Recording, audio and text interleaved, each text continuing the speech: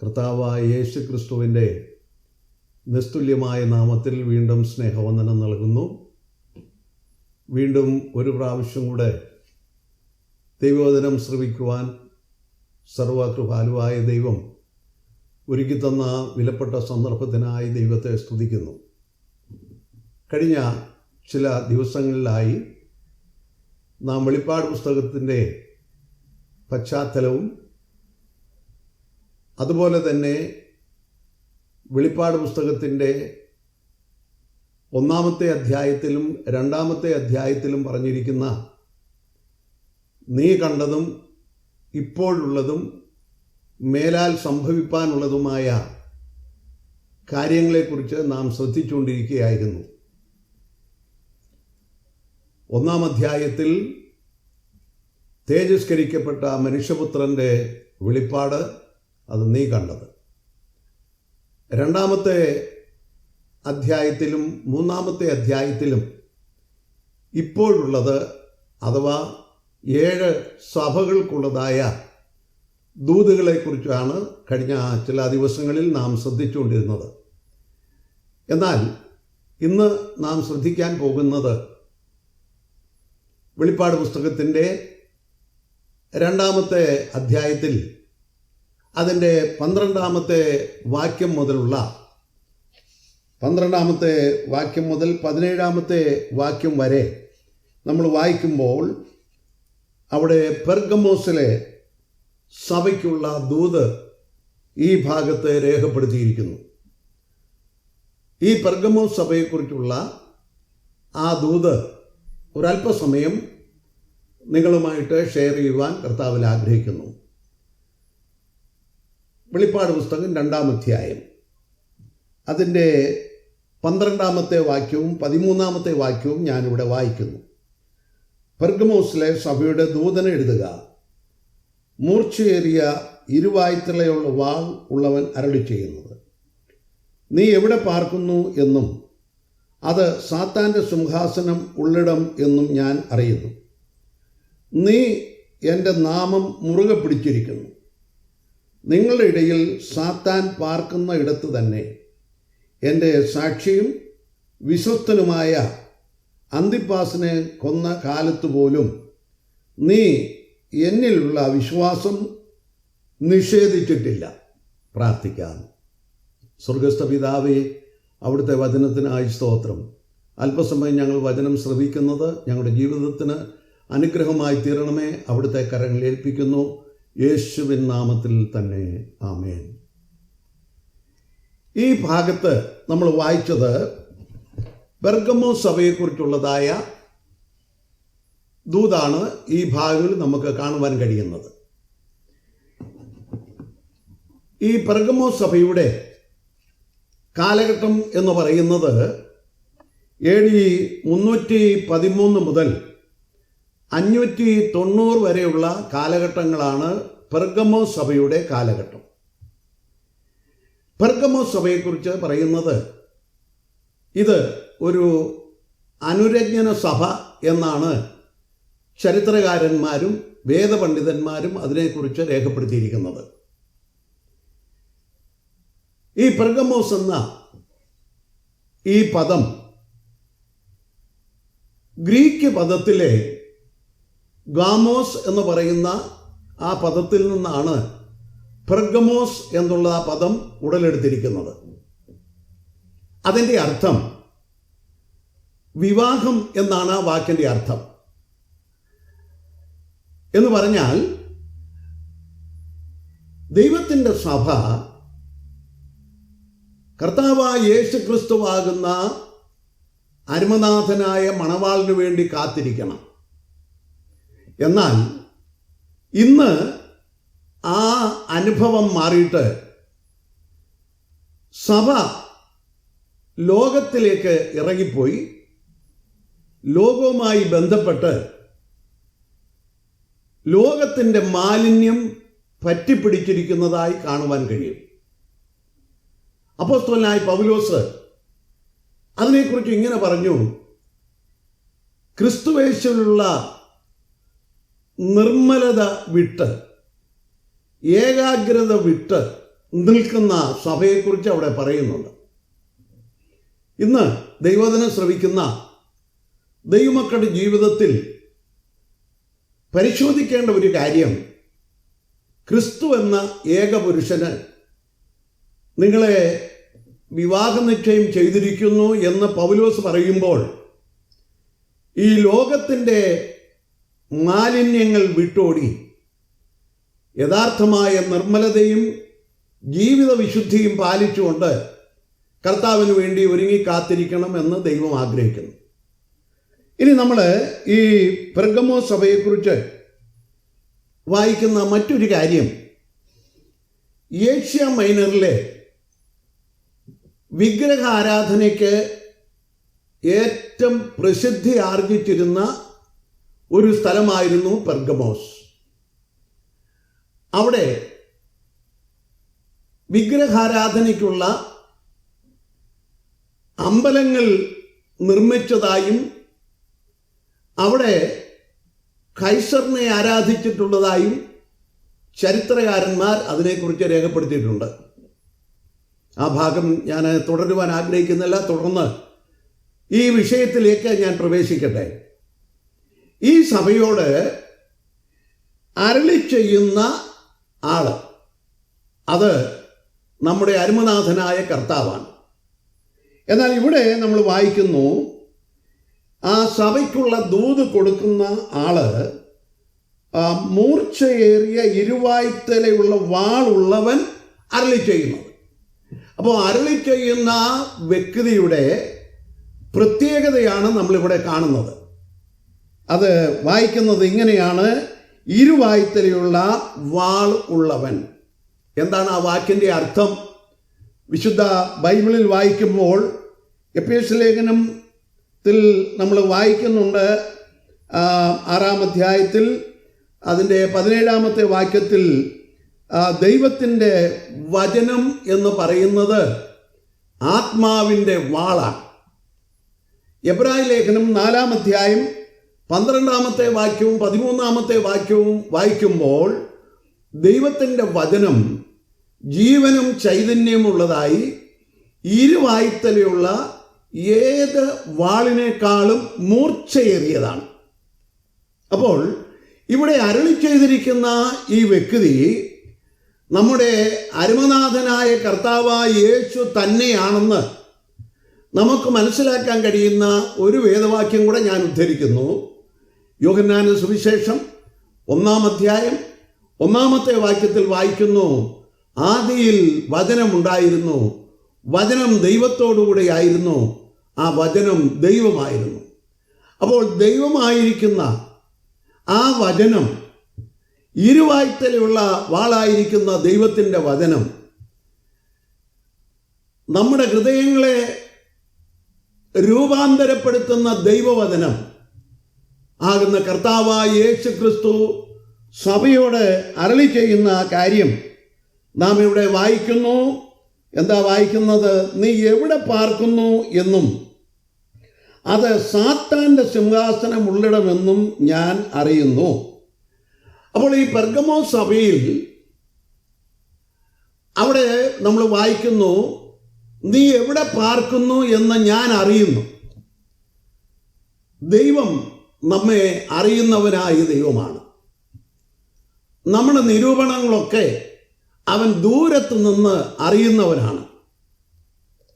നമ്മുടെ നടപ്പും നമ്മുടെ കിടപ്പും അവൻ ശോധന ചെയ്യുന്നവനാണ്. സഭയെക്കുറിച്ച് ഒരു കാര്യം കൂടെ ഓർപ്പിക്കട്ടെ. ഇന്ന് ഞാനും നിങ്ങളും ചെയ്തുകൊണ്ടിരിക്കുന്ന സകല പ്രവർത്തനങ്ങളും നമ്മുടെ കർത്താവ് അറിയുന്നുണ്ട്. അവൻ്റെ ദൃഷ്ടിയിൽ മറവായിരിക്കുന്നത് ഒന്നുമില്ല. സകലതും നഗ്നവും മലർന്നുമായി കിടക്കുന്നു. അപ്പോൾ നമ്മെ അറിയുന്ന ദൈവം പെർഗമോസ് സഭയെക്കുറിച്ച് പറയുന്നത്, നീ എവിടെ പാർക്കുന്നു എന്ന് ഞാൻ അറിയുന്നു. എവിടെയാ നീ പാർക്കുന്നത്? സാത്താൻ്റെ സിംഹാസനമുള്ള സ്ഥലത്ത്. അപ്പോൾ അവിടെ ആ സാത്താൻ്റെ സിംഹാസനം ഉള്ള സ്ഥലമെന്ന് പറയാനുള്ള കാരണം, അവിടെ അനേക ദേവന്മാരുടെ പേരിൽ നടക്കുന്ന ആരാധനയുണ്ട്.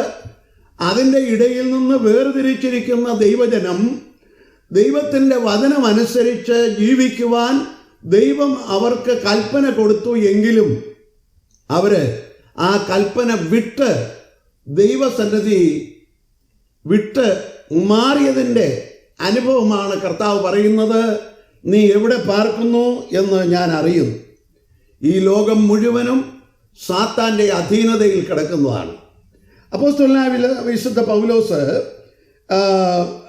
എഫേസ്യ ലേഖനത്തിൽ ഇങ്ങനെ എഴുതിയിരിക്കുന്നു: കർത്താവിലും അവൻ്റെ അമിത ബലത്തിലും ശക്തിപ്പെടുവീൻ, സാത്താൻ്റെ തന്ത്രങ്ങളോട് എതിർത്ത് നിൽക്കുവീൻ.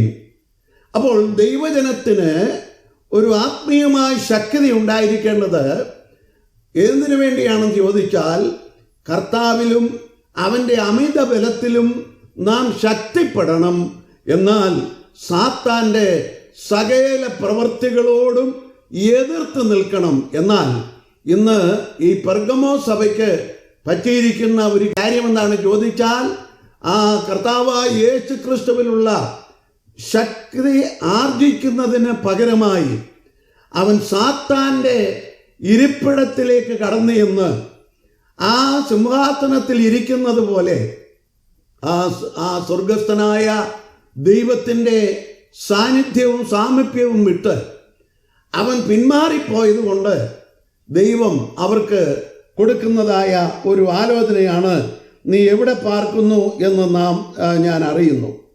എന്നാൽ അവരുടെ ഇടയിൽ നടന്ന മറ്റൊരു കാര്യം കൂടെ നാം ഇങ്ങനെ വായിക്കുന്നു: എൻ്റെ സാക്ഷിയും വിശ്വസ്തനായ അന്തിപ്പാസിനെ കൊന്ന കാലത്തു പോലും നീ എന്നിലുള്ള വിശ്വാസം നിഷേധിച്ചിട്ടില്ല. ഈ അന്തിപ്പാസിനെ കുറിച്ച് ചരിത്രകാരന്മാർ പറയുന്ന ഒരു കാര്യം നിങ്ങളുടെ മുമ്പിൽ ഞാൻ വയ്ക്കുവാൻ ആഗ്രഹിക്കുന്നു. അന്തിപ്പാസിൻ്റെ ജനനം എവിടെയാണെന്നോ ഒന്നും ചരിത്രം രേഖപ്പെടുത്തിയിട്ടില്ലെങ്കിലും അന്തിപ്പാസിനെ അപ്പോസ്തലനായ യോഹന്നാൻ പെർഗമോസിലെ ബിഷപ്പായി താന് നിയമിച്ചു. വിശ്വസ്തനായ ഒരു ദൈവദാസൻ, കർത്താവിൻ്റെ അനുഗ്രഹിക്കപ്പെട്ട ഒരു സാക്ഷിയായി താൻ ദൈവത്തിൻ്റെ വചനം സംസാരിച്ചുകൊണ്ട് നിൽക്കുന്ന സന്ദർഭത്തിൽ വിവിധ സ്ഥലങ്ങളിൽ യേശു ക്രിസ്തുവിനെ കുറിച്ച് പ്രസംഗിച്ചുകൊണ്ടിരിക്കുമ്പോൾ അന്നത്തെ ചക്രവർത്തിയായിരുന്ന ഡൊമീഷ്യൻ ഒരു വലിയ കൽപ്പന പുറപ്പെടുവിച്ചു. ആ അന്തിപ്പാസ് എന്ന് പറയുന്ന ഈ ആള് യേശുവിനെ കുറിച്ച് പ്രസംഗിക്കുന്നു, അദ്ദേഹത്തെ അതിൽ നിന്ന് പിന്മാറ്റണം. പലരും അദ്ദേഹത്തെ ഉപദേശിച്ചു. പക്ഷേ അദ്ദേഹം പിടിച്ച വിശ്വാസം ഒരിക്കലും വിട്ടുകളയാതെ യേശുവിൻ്റെ വിശ്വസ്ത സാക്ഷിയായി നിലകൊണ്ടപ്പോൾ ആ ചക്രവർത്തിയും അതിൻ്റെ അനുയായികളും ഈ അന്തിപ്പാസിനോട് വളരെ എതിർക്കുവാനിടയായി. എന്നാൽ അവസാനമായി ഈ ചക്രവർത്തിയുടെ ആളുകൾ അന്തിപ്പാസിനോട് പറഞ്ഞു: അന്തിപ്പാസെ, ലോകം മുഴുവനും നിനക്ക് എതിരായിരിക്കുന്നു എന്ന് അദ്ദേഹത്തോട് പറഞ്ഞപ്പോൾ അദ്ദേഹം പറഞ്ഞത്, ഞാൻ ലോകത്തിന് മുഴുവനും എതിരായിരിക്കുന്നു എന്ന് പറഞ്ഞ് സുവിശേഷം പ്രസംഗിച്ചു. പക്ഷേ അദ്ദേഹത്തെ അറസ്റ്റ് ചെയ്ത് ഒരു വലിയ പാത്രത്തിനകത്തിട്ട് ജീവനോട് വറുത്ത് അദ്ദേഹത്തിൻ്റെ ജഡം പുറത്തെറിഞ്ഞു എന്നാണ് ചരിത്രകാരന്മാർ രേഖപ്പെടുത്തിയിരിക്കുന്നത്. ആ സമയത്ത് പോലും ആ സഭയെക്കുറിച്ച് കർത്താവിന് പറയാനുള്ളൊരു കാര്യം, നീ എൻ്റെ വചനം നിഷേധിച്ചിട്ടില്ല എന്നുള്ളതാണ്. ഇനി ഒന്നുകൂടെ ഞാൻ ഓർപ്പിക്കട്ടെ, ആ സഭയെക്കുറിച്ച് പറയുന്ന മറ്റൊരു കാര്യം കൂടെ ഞാൻ ഓർപ്പിക്കുവാൻ ആഗ്രഹിക്കുന്നു. നീ എൻ്റെ നാമം മുറുകെ പിടിച്ചു. അപ്പോൾ കഷ്ടതയുടെ നടുവിൽ ദൈവത്തിൻ്റെ നാമം മുറുകെ പിടിച്ചിരുന്ന ഒരു സഭയായിരുന്നു പെർഗമോ സഭ. എന്താണ് ഈ ദൈവത്തിൻ്റെ നാമം മുറുകെ പിടിക്കുക എന്ന് പറഞ്ഞാൽ? അതായത് സദൃശവാക്യങ്ങൾ 18-ാം അധ്യായത്തിൻ്റെ 10-ാമത്തെ വാക്യത്തിൽ നമ്മൾ വായിക്കുന്നു, യഹോവയുടെ നാമം ബലമുള്ള ഗോപുരമാണ്, നീതിമാന്മാർ അതിലേക്ക് ഓടിച്ചെന്ന് അഭയം പ്രാപിക്കും. അപ്പോൾ ദൈവത്തിൻ്റെ നാമം എന്ന് പറയുന്നത് ബലമുള്ള ഗോപുരമാണ്, നീതിമാന്മാർ അതിലേക്ക് ഓടിച്ചെന്ന് അഭയം പ്രാപിക്കും. എന്താണ് ഈ ദൈവത്തിൻ്റെ നാമത്തിനുള്ള പ്രത്യേകത? പഴയ നിയമത്തിൽ നമ്മൾ വായിക്കുമ്പോൾ ഉൽപ്പത്തി പുസ്തകം 22-ാം അധ്യായം 14-ാമത്തെ വാക്യത്തിൽ ദൈവത്തെക്കുറിച്ച് പറഞ്ഞിരിക്കുന്നത് യഹോവ ജീരേ, അവൻ കരുതുന്നവനായ ദൈവമാണ്. അതുപോലെ തന്നെ ന്യായാധിപന്മാരുടെ പുസ്തകം 6-ാം അധ്യായത്തിൻ്റെ 24-ാമത്തെ വാക്യത്തിൽ വായിക്കുന്നു യഹോവ ശാലോം, അവൻ നമ്മുടെ സമാധാനത്തിൻ്റെ ദൈവമാണ്. അതായത് പുറപ്പാട് പുസ്തകം 15-ാം അധ്യായത്തിൻ്റെ 26-ാമത്തെ വാക്യത്തിൽ വായിക്കുന്നു യഹോവ റാഫ, അവൻ നമ്മുടെ സൗഖ്യദായകനാണ്. യിരെമ്യാ പ്രവചനം 33-ന്റെ 16-ാമത്തെ വാക്യത്തിൽ വായിക്കുന്നു യഹോവ സിദെക്കീനു, യഹോവ നമ്മുടെ നീതിയാണ്. യെഹെസ്കേൽ പ്രവാചകൻ അതിൻ്റെ 48-ാമത്തെ അധ്യായത്തിൻ്റെ 35-ാമത്തെ വാക്യത്തിൽ വായിക്കുന്നു യഹോവ ഷമ്മ എന്ന് പറഞ്ഞാൽ ദൈവം അവിടെ. പുറപ്പാട് പുസ്തകം 17-ന്റെ 15-ൽ വായിക്കുന്നു യഹോവ നിശി, ദൈവം നമ്മുടെ കൊടിയായിരിക്കുന്നു എന്ന് നാം അവിടെ വായിക്കുന്നു. ഇങ്ങനെ പഴയ നിയമത്തിൽ ദൈവത്തിൻ്റെ സംഘടിതമായ നാമത്തെക്കുറിച്ച് അവിടെ വായിക്കുമ്പോൾ ഈ പുതിയ നിയമത്തിൽ നമുക്ക് കാണാൻ കഴിയുന്നത് അപ്പോസ്തലനായ വിശുദ്ധ പൗലോസ് ഫിലിപ്പിയർക്ക് എഴുതിയ ലേഖനം 2-ാം അധ്യായം 9-ാമത്തെ വാക്യത്തിൽ വായിക്കുന്നു സകല നാമത്തിനും മേലായ നാമമാണ് യേശു ക്രിസ്തുവിൻ്റെ നാമം, അത് ശക്തിയേറിയ നാമമാണ്. ദൈവത്തിൽ ഇങ്ങനെ നാം വായിക്കുന്നുണ്ട് 91-ാം സങ്കീർത്തനത്തിൻ്റെ 5-ാമത്തെ വാക്യത്തിൽ വായിക്കുന്നു അവൻ തൻ്റെ തൂവലുകൾ കൊണ്ട് അവൻ നമ്മെ മറയ്ക്കുന്ന ദൈവമാണ്. നമുക്ക് അവൻ്റെ നാമത്തിൽ ഒരു ഭദ്രതയുണ്ട്. 46-ാം സങ്കീർത്തനം 1-ാമത്തെ വാക്യത്തിൽ വായിക്കുന്നു ദൈവം നമ്മുടെ സങ്കേതവും ബലവുമാണ്, കഷ്ടങ്ങളിൽ അവൻ ഏറ്റവും അടുത്ത തുണയാണെന്ന് നാം ദൈവവചനത്തിൽ വായിക്കുന്നു. അവൻ്റെ നാമം നമുക്കൊരു സങ്കേതമായിരിക്കുന്നു. യെശയ്യാ പ്രവചനം 28-ാം അധ്യായത്തിൻ്റെ 16-ാമത്തെ വാക്യത്തിൽ വായിക്കുമ്പോൾ ഇതാ ഞാൻ സിയോനിൽ ഒരു ഉറപ്പുള്ള അടിസ്ഥാനമായി ശോധന ചെയ്ത കല്ലും വിലയേറിയ കല്ലുമായി ഒരു അടിസ്ഥാന കല്ലിട്ടിരിക്കുന്നു, വിശ്വസിക്കുന്നവർ ഓടിപ്പോകയില്ല. ആ യേശുവിൻ്റെ നാമം എന്ന് പറയുന്നത് നമുക്ക് സുരക്ഷിതത്തിൻ്റെ നാമമാണ്, നമ്മളെ ബലപ്പെടുത്തുന്ന നാമമാണ്.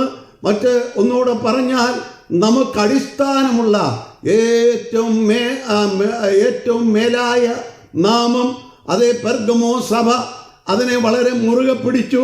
കഷ്ടതയുടെ നടുവിൽ, പ്രയാസത്തിൻ്റെ നടുവിൽ ആ ദൈവദാസൻ രക്തസാക്ഷിയായി മരിച്ച സന്ദർഭത്തിൽ പോലും അവരുടെ വിശ്വാസം വിട്ടുകളയാതെ അവർ മുൻപോട്ട് പോയെങ്കിലും പിന്നീട് ആ സഭയെക്കുറിച്ച് പറയുന്ന ഒരു കാര്യം നാം ഇങ്ങനെ വായിക്കുന്നുണ്ട്.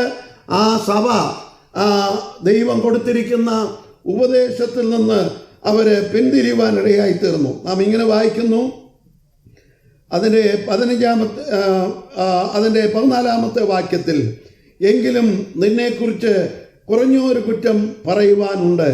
ഇസ്രായേൽ മക്കൾ വിഗ്രഹാർപ്പിതം തിന്നേണ്ടതിനും ദുർനടപ്പ് ആചരിക്കേണ്ടതിനും അവരുടെ മുമ്പിൽ ഇടച്ചു വയ്ക്കുവാൻ ബാലാക്കിന് ഉപദേശിച്ചു കൊടുത്ത ബിലയാമിൻ്റെ ഉപദേശം പിടിച്ചിരിക്കുന്നവർ അവിടെ നിനക്കുണ്ട് എന്ന് പറഞ്ഞാൽ ഇസ്രായേൽ ജനത്തെ ശപിക്കുവാനായിട്ട് ബാലാക്ക് ബിലയാമിനെ ഇവിടേക്ക് കൊണ്ടുവന്നിരിക്കുക. പക്ഷേ ബിലയാം 3 പ്രാവശ്യം അവരെ ശപിക്കുവാനായിട്ട് നോക്കിയപ്പോൾ ദൈവം അവന് പ്രത്യേകമായൊരു ആലോചന കൊടുത്തത് ഇത് ജാതികളുടെ കൂട്ടത്തിൽ എണ്ണപ്പെടാതിരിക്കുന്ന ഒരു കൂട്ടരാണ്. അവരെ ശപിക്കുവാനായിട്ട് ദൈവം ഒരിക്കലും എന്നോട് പറഞ്ഞിട്ടില്ല. പക്ഷേ ആ ശപിക്കുവാൻ വന്നത് അവർക്കൊരനുഗ്രഹമായി തീർന്നു. എന്നാൽ പിന്നീട് പത്രോസിൻ്റെ ലേഖനത്തിൽ നാം ഇങ്ങനെ വായിക്കുന്നുണ്ട് ബിലയാമിൻ്റെ ഉപദേശത്തെക്കുറിച്ച്. 2 പത്രോസ് 2-ാം അധ്യായത്തിൻ്റെ 15-16 വാക്യങ്ങൾ വായിക്കുമ്പോൾ അവന് നേർവഴി വിട്ട് ദൈവത്തിൻ്റെ കൽപ്പന വിട്ട് അവൻ മുൻപോട്ട് പോയതായിട്ട് നാം വായിക്കുന്നുണ്ട്. അങ്ങനെയാണെങ്കിൽ ഈ പെർഗമോസ് സഭയെ കുറിച്ച് ദൈവത്തിന് പറയാനുള്ള ഒരു ആലോചന എന്താണെന്ന് ചോദിച്ചാൽ, ദുർമാർഗത്തിലേക്ക് പോയിരിക്കുന്ന, നേർവഴി വിട്ട് നടന്നിരിക്കുന്ന ആളുകൾ ഇന്ന് സഭയ്ക്കകത്തുണ്ട്. അവരെ നീ പുറത്താക്കണമെന്ന് ദൈവം പറയുന്നു. ഇന്നത്തെ സഭയ്ക്കകത്ത് ആരാധനയും കാര്യങ്ങളൊക്കെ നടക്കുന്നുണ്ടെങ്കിലും ഒരു കാര്യം പറയുന്നതിൽ മറ്റുള്ളവർ തെറ്റിദ്ധരിക്കരുത് എന്ന് ഞാൻ ഓർപ്പിക്കുന്നു. ഇന്ന് ദൈവവചനത്തിൻ്റെ ഉപദേശത്തിന് വിരുദ്ധമായി, ദൈവവചന സത്യത്തിന് ചെവിക്കൊള്ളാതെ ആളുകൾ മുൻപോട്ട് പോവുകയും അവരവരുടെ ഇഷ്ടത്തിന് അനുസരണമായി ഉപദേഷ്ടാക്കന്മാരെ പെരുക്കുകയും അവരുടെ ഇഷ്ടമനുസരിച്ച് ദൈവത്തിൻ്റെ വചനം കോട്ടി കളയുകയും ചെയ്യുന്ന ആളുകളെ ഒരിക്കലും ദൈവത്തിൻ്റെ സഭയ്ക്ക് സഹിക്കുവാൻ കഴിയുകയില്ല. അതുകൊണ്ട് ദൈവത്തിൻ്റെ വചനത്തിൽ ദൈവത്തിൻ്റെ ആത്മാവ് പറയുന്ന കാര്യം നാം പ്രത്യേകം ശ്രദ്ധിക്കേണ്ടത് അത്യാവശ്യമാണ്. ഈ പെർഗമോസ് സഭയോട് പറയുന്നത്, ആ ബിലയാമിൻ്റെ ഉപദേശം പിടിച്ചിരിക്കുന്നവർ അവിടെ നിനക്ക് ഉണ്ട്. എന്നാൽ അങ്ങനെയുള്ളവരെ സഭയ്ക്കകത്ത് വെച്ചുകൊണ്ടിരിക്കരുത് എന്നാണ് ദൈവത്തിൻ്റെ ആത്മാവ് സഭയ്ക്ക് കൊടുക്കുന്ന ദൂത്. ഈ ദിവസങ്ങളിൽ നമ്മുടെ ജീവിതത്തെ നമുക്ക് ഒന്ന് പരിശോധിക്കാം. കർത്താവേ, ഞാൻ എവിടെ ഇരിക്കുന്നു? സാത്താൻ്റെ സിംഹാസനത്തിൽ ഇരിക്കുന്നു. സാത്താൻ ദൈവജനത്തിന് വിരുദ്ധമായി കാര്യങ്ങൾ ചെയ്തുകൊണ്ടിരിക്കുമ്പോൾ അതിനിടയിൽ കർത്താവിലും അവൻ്റെ അമിത ബലത്തിലും ശക്തിപ്പെട്ടുകൊണ്ട് പിശാചിൻ്റെ തന്ത്രങ്ങളോട് എതിർത്ത് നിൽക്കേണ്ടതിന് ദൈവത്തിൻ്റെ സർവായുധവർഗം ധരിച്ചുകൊണ്ട് സത്യസുവിശേഷത്തിന് വേണ്ടി നിലകൊണ്ട് കർത്താവിന് വേണ്ടി ധീരതയോടെ നിലകൊള്ളുവാൻ ഇന്ന് പകൽക്കാലം നമ്മെ ദൈവകരങ്ങളിൽ ഏൽപ്പിക്കാം. അതിന് ദൈവത്തിൻ്റെ പരിശുദ്ധാത്മാവ് എല്ലാവിധമായ അനുഗ്രഹങ്ങളും നമ്മുടെ മേൽ ധാരാളമായി പകരട്ടെ. ദൈവത്തിന് സ്തോത്രം. ദൈവം ഈ വചനങ്ങളാൽ നമ്മെ സഹായിക്കുമാറാകട്ടെ. ആമേൻ.